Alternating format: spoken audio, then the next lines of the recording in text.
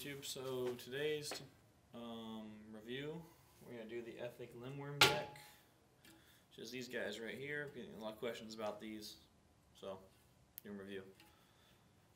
These guys are 4.5 wide, 20.86 long, so basically a 21. They're supposed to be right at 3 pounds, and the polished ones like this go for 185, and the black ones go for 165. And they both come with the deck and the brake, axle spacers, all that. Review on these things: they are very balanced. They bit very well. You know, 4.5, so good foot space, good length for the bigger guys like me. I mean, they're a very, very nice riding deck. They they grind well. I mean, they do everything well. Some of the flaws I've noticed with this deck: one, of the brakes. They're thin, they break easy. There's a hole drilled right here where they need to bend, and they tend to break a lot. That's one flaw I've noticed with the deck. If you get one, just there's already 2 holes at the bottom. You can make them a little bigger, drill a little more through the top end, and put a TSI brake on, or any other flex fender. And that's the only modification you really need to make to this deck. Now, another downside with this deck is the length of the head tube right here. For whatever reason, don't know why, they made theirs smaller than it should have been. So where you grab a normal deck like this guy, and a tape measure if I can find one.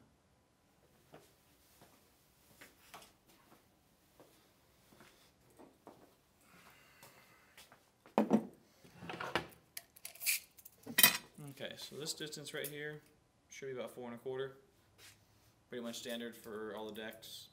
Phoenix does that, TSI does it, we do it, or Epic does it. Who else does it? I think Fasten's pretty close to that. A lot of the integrated decks come 4 1/4. That's what they're supposed to go. That way everything works and everything's nice. This integrated deck right here is just under 4 inches. Just about 1/16 of an inch. So it's 3 inches and 5/16 of an inch. Well, what's that mean? Well, when you get your tilt forks and your tilt SCS that normally fit perfect on this guy, that's good. You go to the Ethic deck where the head tube is much shorter, which makes the fork tube seem much longer, and now your tilt forks, which you can't cut because of like that, and your tilt SCS, which is a 3-inch SCS, won't work without adding spacers. So another downside of this deck is this side is a little bit off. So you're going to need about a 1/4 inch of spacers to work with the shortened SCS and any like a tilt or a Phoenix fork.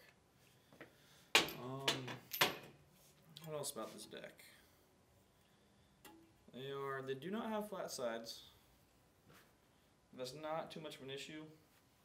You know, they're at a slight angle. Still, when you finger whip, your hand's never perfectly flat. It's always caved in a little bit, so it still feels good. It doesn't hurt your hands at all. It's a nice rounded edge. The bottom's nice and rounded right here. And here, you get a good amount of grinding surface. So this guy, when you're grinding, you're on about 3.5 inches of grinding surface. Good space. Another cool thing is right here, how it dips in. That's very good for crook grinds. If you're doing them, it would help lock you in without sliding over the deck. So another cool feature. Also forwards at the top, so you don't have to worry about this breaking on top like the Attic decks did. And another cool thing which they finally did was sink the head tube from here down all the way through the bottom of the deck. The Attic decks didn't have that one either, so the head tube snapped pretty quickly. Now this deck isn't the strongest deck out there. It's definitely not the cheapest either, but they do ride really, really good.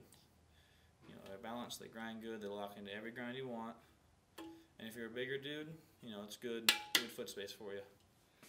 Head tube's 82.5 degrees, which is pretty much normal nowadays. And they're made out of a T6 and T4 aluminum. I'm not sure the T4 is, but the T6 would be the better material. So I'm not sure what's going on there, but That's what they say in the description. They're mixed up with a little bit of material. I have seen these decks break. They're not the most durable deck out there, but if you want something that's gonna ride really nice and be easy for you to tricks on, this is definitely a good one. Now, if you find yourself going out every day, jumping 12 stairs, doing big handrails and doing a lot of impact stuff, it's not going to last you as long as, let's say, a threshold or a session deck or something, something made a little bit better quality. Although where these come in at is they are balanced and they ride nice. If you have any questions about it, you can always just comment below. Yeah, they're a nice deck, cool finish. Definitely have a cool design here on the head tube. And not the strongest deck out there, but by all means nowhere near the weakest deck. One last little thing is these spacers right here. I like how they have a little bit like a rubberized coating around them, so you just pop them inside the deck and they stay there. You don't worry about trying to fight them in to get them in with your wheel every time you take a wheel off, and they stay right there, stay put. So nice deck. Good job on Kevin for coming up with something like this, so light and so balanced and everything. Just wish they would last a little bit longer, but at $185 is definitely not the most expensive, so you do get what you pay for. Anything else on this deck I could think of? Oh, I have seen this right here.